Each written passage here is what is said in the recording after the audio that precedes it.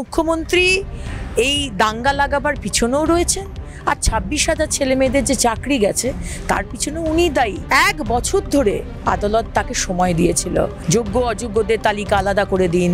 আজকে জাস্টিস অভিজিৎ গঙ্গোপাধ্যায় তো 2022 সালে বলেছেন 5,000 সামথিং হয়েছে, আপনি এটাকে এটা করে দিন, যারা অযোগ্য তাদেরকে বাদ করেননি।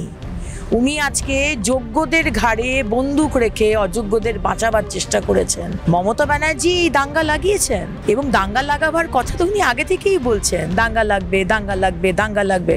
মনে নেই এই দুটোর জন্যেই যাদের মৃত্যু হচ্ছে, যাদের ঘরছাড়া হতে হচ্ছে, যারা বলছে আমরা সুইসাইড করব, এর দায়িত্ব মুখ্যমন্ত্রী আপনার।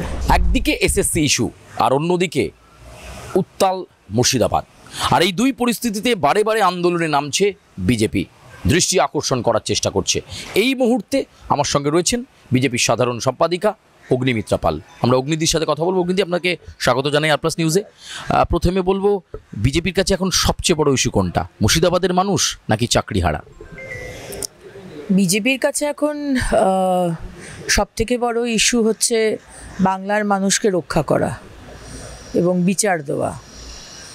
যারা মুর্শিদাবাদে দেখতে পেলাম আমরা সেই দৃশ্য পরশুদিন সকাল থেকে, যে শয়ে শয়ে মহিলা, বাচ্চা, শিশু, ভাই, পুরুষ নদী ক্রস করে তারা পালাচ্ছে, তাদেরকে বিচার দেওয়া।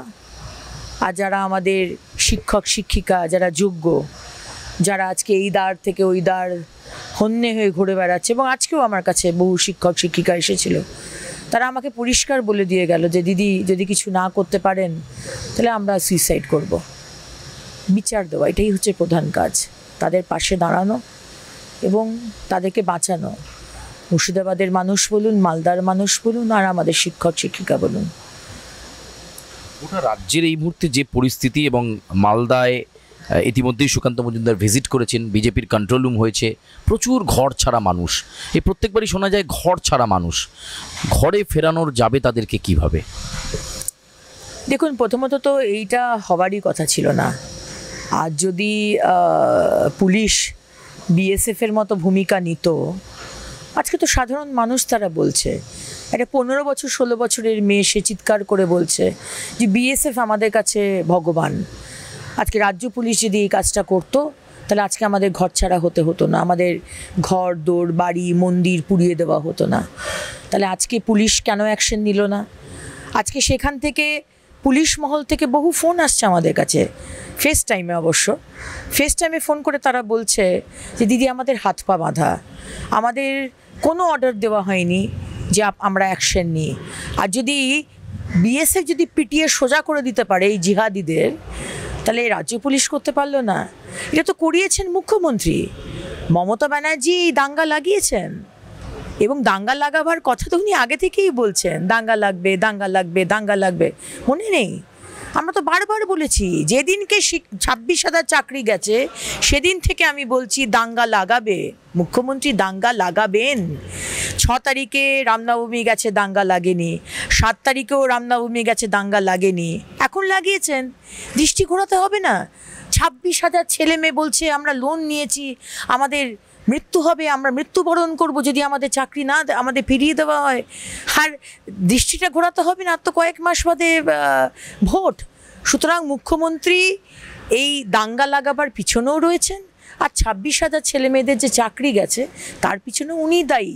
কারণ দেখুন, 1 বছর ধরে আদালত তাকে সময় দিয়েছিল, যোগ্য অযোগ্যদের তালিকা আলাদা করে দিন, বেঁচে যেত।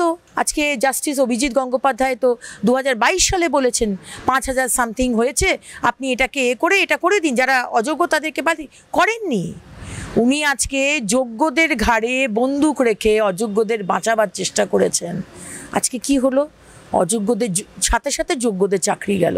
এই দুটোর জন্যেই যাদের মৃত্যু হচ্ছে, যাদের ঘরছাড়া হতে হচ্ছে, যারা বলছে আমরা সুইসাইড করব, এর দায়িত্ব মুখ্যমন্ত্রী আপনার।